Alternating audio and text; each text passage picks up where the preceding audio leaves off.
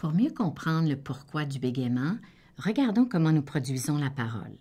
C'est notre cerveau, particulièrement notre hémisphère gauche, qui est le chef d'orchestre. Il planifie, commande tous les mots et les sons.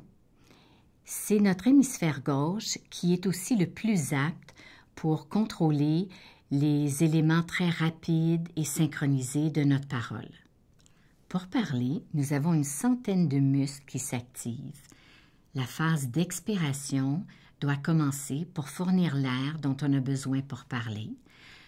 Nos plis vocaux, communément appelés nos cordes vocales, se préparent pour entrer en vibration. Et les muscles de nos lèvres, de notre langue et de notre palais mou s'activent pour pouvoir articuler les sons. C'est important que les mots, les phrases et les sons soient très bien coordonnés et s'enchaînent. C'est ce que nous appelons la parole fluide, un peu à l'image de l'eau qui coule, qui avance dans le temps de façon très limpide. Toutefois, chez les adultes qui bégayent et possiblement les enfants, les chercheurs ont remarqué des différences dans les structures et dans le fonctionnement cérébral.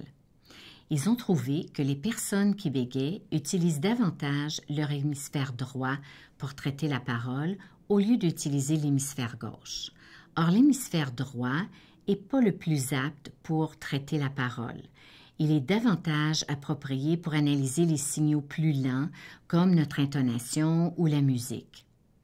Donc, les personnes qui bégayent ne traiteraient pas la parole de façon aussi efficace que les personnes qui ne bégayent pas. Il est important de se rappeler que le bégaiement est quelque chose d'involontaire. La personne ne manipule pas l'autre en parlant, la personne ne fait pas exprès pour bégayer. Elle n'arrive tout simplement pas à coordonner sa tension musculaire qui augmente parce que ça se passe très rapidement. Une des particularités du bégaiement est que la personne sait très bien ce qu'elle veut dire, mais elle n'arrive pas à le dire de façon fluide.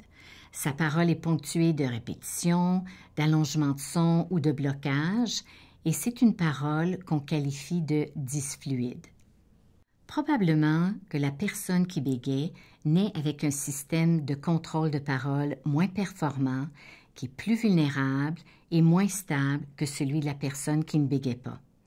Un chercheur, qui a aussi le problème de bégaiement lui-même, a comparé leur système à celui d'une vieille voiture qui forcément tombe souvent en panne.